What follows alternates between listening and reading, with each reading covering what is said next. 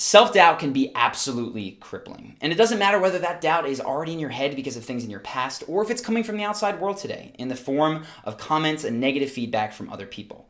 As soon as it gets in there and starts doing that awful spin cycle, it can be very, very tough to get out. And what's worse is that oftentimes we know this. Self-doubt is not serving us. We know that we shouldn't focus on the negative. We know that we shouldn't think, I can't do that, but we don't feel it.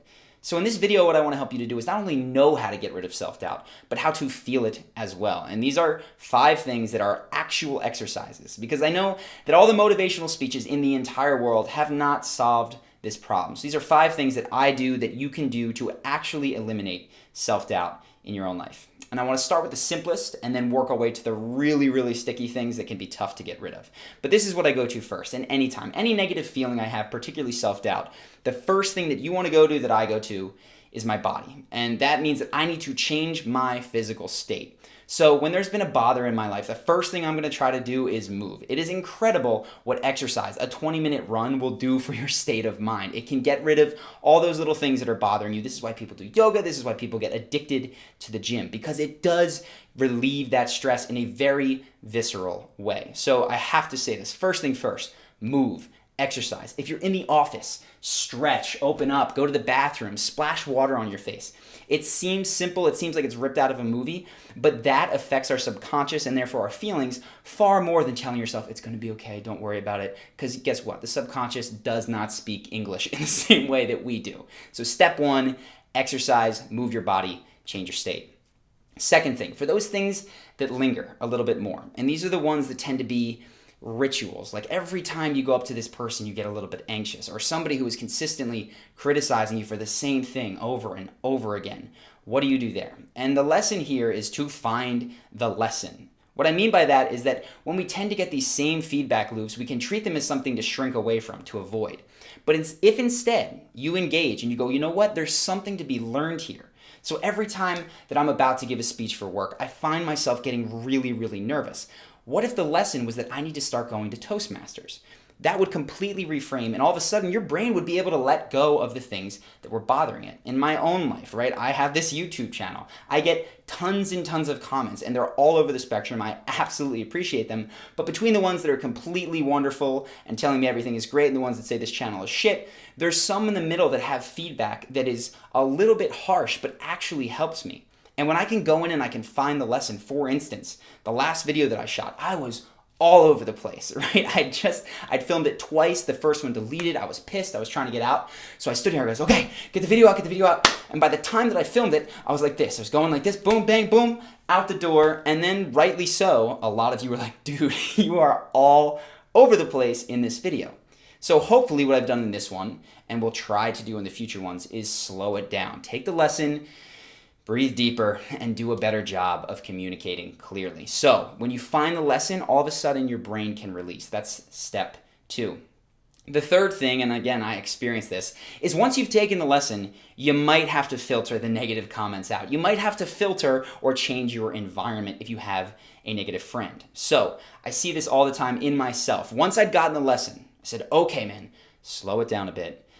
Speak slower, communicate more clearly, don't have your hands going all over the place. Once I'd gotten that lesson, I found that I was continuing to read the comments and still getting frustrated about the same thing, even though I'd taken the lesson. So what I had to do was filter that. I had to stop reading comments for a day, then I could come back to it with a fresh state of mind. The truth is, I don't care who you are. I don't care how rock solid your confidence is, your self-esteem is. If you are being barraged by negativity, whether it's from your friends, your family, the news, social media, whatever it is, if you are in an environment that is oppressive and weighing you down, it's like having an anchor. So I don't care how happy you are, it can be very, very difficult to rid yourself of that self-doubt. Instead, craft your environment. Yes, let feedback in. Yes, take the lessons where they're available. But if there is non-actionable, negative feedback that you can do nothing about in the form of a friend or a Facebook newsfeed, cut it out. It's got no use to your life. This is so tremendously helpful, and honestly, where I would start is social media in most cases. You might want to get rid of your Facebook wall. You might want to stop going on Instagram if those are places where you can get a little bit self-conscious and create self-doubt. So that's the third thing. Control your environment. Filter. Now we're moving into the big guns, and these are things that I am very sure or likely sure that you've not experienced before, because I had to search far and wide to kind of find these tips to get rid of things that were bothering me over and over and over again. And the fourth one is embodiment. So before I get into it, I got to kind of tell you how it works. The subconscious and the conscious mind speak different languages. I alluded to this earlier. The conscious mind is verbal, right? We talk to our friends, our family, we can even talk to ourselves in a way that it's English in our head. But the way that we feel things, right? That you can talk to yourself all day, but it's very, very difficult to talk yourself into feeling a certain way. What you need to do is have an experience, even if that experience is imagined.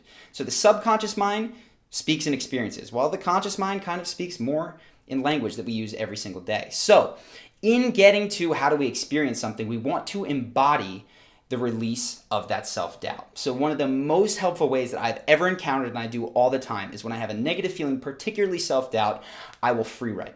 And what that means is I'll pull up a Word document. You can go to 750pages.com, check it out. There's another French one that is easy, 3pages.fr. And it gives you a thing, 750 words is about 3 pages, and it's enough time to just type, right? And it'll count your words for you. Type everything that's bothering you out. I feel this way because this said that, and now I'm going back and forth in my head. Dump it all. Actually feel it being poured onto the page. If you want to free write it, some people enjoy this better with hand, that can give you that feeling of just catharsis, of getting it out. And this is important. This is not just a metaphor, because once you've gotten it out onto that page, onto that website, you shut down the browser, close the computer, turn it off, and there's this feeling of closure. Or if you have a Word document, you drag it to the trash, you empty the trash, and it's gone. Or if there's a piece of paper, you light it on fire. And it's so weird, because why would this help you? But the subconscious mind speaks in experience. And what that experience was, I dumped all my feelings here, and then I lit it on fire, and it's gone. It is incredible how effective that is. If you want to put it on steroids, again, you can kind of trick your subconscious mind. If there's someone that's bothering you, what you can do is after you've done everything, you've like gotten it all out there, you go back and you write a letter to yourself from that person, apologizing for whatever they did or explaining why they did what they did. Clearly it's your own voice. Clearly this isn't coming from them, but guess what? Your subconscious does not care, and that feeling of closure is palpable. So now you know that you should feel good, and you actually feel good. And again, you light that on fire and it's gone. It feels so much better.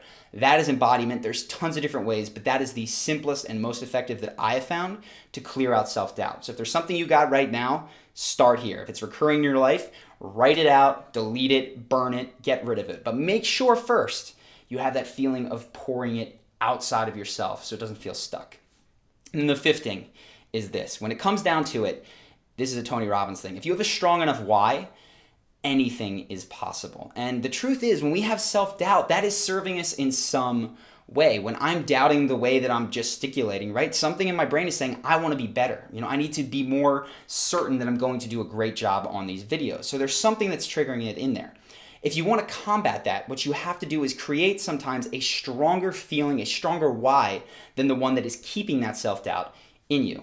There's a lot of different ways to do this, and I don't have time because everybody is a little bit different. But a very, very common pattern that is strong is to get self-righteously pissed at the fact that you have outsourced the way that you feel about yourself to somebody else or to some ridiculous thought pattern.